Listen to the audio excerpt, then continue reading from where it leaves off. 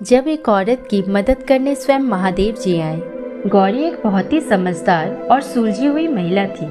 जितनी वो खूबसूरत थी उससे भी ज्यादा उसका मन पवित्र था। गौरी बचपन से ही महादेव जी की भक्त थी। बचपन में माँ बाप के गुजर जाने से गौरी अपनी हर सुख दुख अपने महादेव जी से कहती थी। गौरी अपने मामा और मामी के साथ रहती थी। उसके मामा और मामी की एक बेटी थी रीना।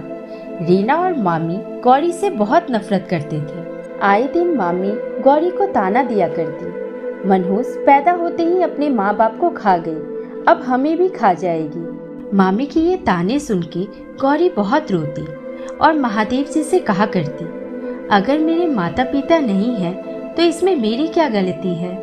एक दिन गौरी के लिए एक रिश्ता आया। लड़के वाले बहुत गरीब थे तो मामी ने मामा से कहा, सुनो जी, कुछ ले देकर इस मनहूस की शादी करवा देते हैं, कम से कम इस मनहूस से छुटकारा तो मिले।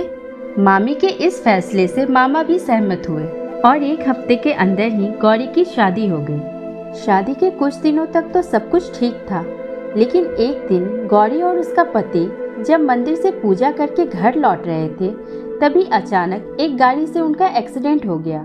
गौरी को ज्यादा चोट नहीं आई, लेकिन उसके पति को काफी चोट आई, जिसे देख वहां के लोगों ने जल्द से जल्द उन्हें अस्पताल पहुंचाया। गौरी के पति को गहरी चोट लगने की वजह से उसका शरीर का निचला हिस्सा पैरालाइज्ड हो गया, जिसकी वजह से वो चलने फिरने में असमर्थ हो गया। गौरी और उसके परिवार पे मानो दुखों का पहाड़ टूट पड़ा, लेकिन गौरी महादेव जी की भक्त होने की वजह से उसने हार नहीं माना। वो हिम्मत जुटाकर दिन रात अपने पति की सेवा करती रही। एक दिन गौरी की सास ने गौरी से कहा, बहू, हमारे घर में कमाने वाला बस एक ही था, तुम्हारा पति, अब वो भी चलने फिरने में असमर्थ है। अब तो अनाज और पैसे भी खत्म हो गए हैं, पता नहीं ये घर अब कैसे चलेगा। आप चिंता मत करिए माँ जी, मैं कुछ करती हूँ, गौरी ने कहा। गौरी सोच रही थी, मैंने माँ जी से तो कह दिया, लेकिन मैं पढ़ी लिखी भी नहीं हूँ कि बाहर जाके नौकरी कर सकूँ। फिर गौरी हमेशा की तरह महादेव जी के पास बैठकर अपने मन की बात कहने लगी। तभी उसके दरवाजे के पास एक बाबा आए और बोले, कोई है, बहुत जोरों की भूख लगी है, कुछ खाने को दे दो। गौरी दौड़ते हुए गई और बोली, बाबा, अभी तो खाने के लिए कुछ भी नहीं है, लेकिन आप चिंता मत करिए, मैं अभी आपके लिए कुछ बना के लाती हूँ, तब तक आप यहीं बैठिए। गौरी तुरंत उस बाबा के लिए खीर बना के लाती है। गौरी के हाथ का खीर खाके बाबा बोले, अरे वाह बेटा, ये खीर तो बहुत ही स्वादिष्ट है। गौरी के चेहरे पे एक हल्की सी उदासी वाली हंसी थी। बाबा ने जब गौरी को दुखी देखा तो उन्होंने गौरी से पूछा, बेटा, तुम इतनी उदास क्यों हो, कोई बात है तो मुझे बताओ। गौरी ने बाबा को सारी बातें बताई और बोली, अब तो घर की आर्थिक स्थिति भी खराब हो चुकी है। गौरी की बातें सुनकर बाबा मुस्कुराए और बोले, ठीक है बेटा, अब मैं चलता हूँ। जाते जाते बाबा ने गौरी से कहा, बेटा, कल तुम जब मंदिर जाओगी पूजा करने, तब महादेव जी को अपने हाथ से बना खीर का भोग लगाना, तुम बहुत ही स्वादिष्ट खीर बनाती हो। ऐसा कहकर बाबा वहाँ से चले जाते हैं। अगले दिन गौरी मंदिर गई और बाबा के कहे अनुसार खीर का भोग महादेव जी को चढ़ाया। गौरी पूजा समाप्त कर मंदिर से बाहर आई, तभी अचानक एक औरत मंदिर के पास बेहोश होकर गिर गई। गौरी दौड़ के उस औरत के पास गई और उस औरत पर थोड़ा सा पानी छिड़का तो औरत होश में आई। फिर गौरी ने उससे कहा, अगर आप बुरा न मानो तो मेरा घर पास में ही है, आप चलकर थोड़ा आराम कर लीजिए।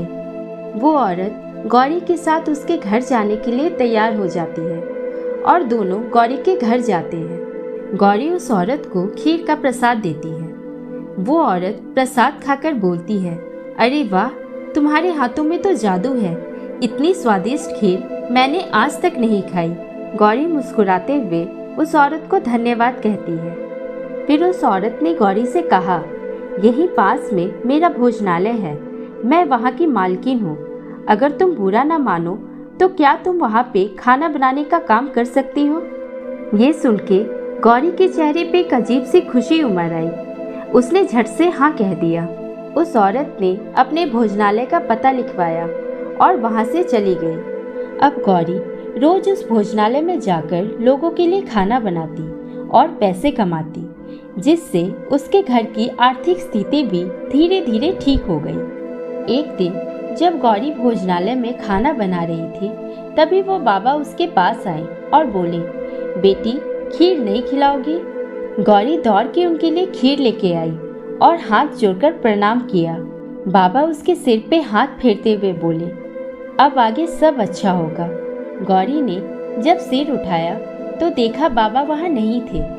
गौरी इधर उधर भागते हुए उस बाबा को ढूंढ रही थी, लेकिन बाबा उसे नहीं दिखे।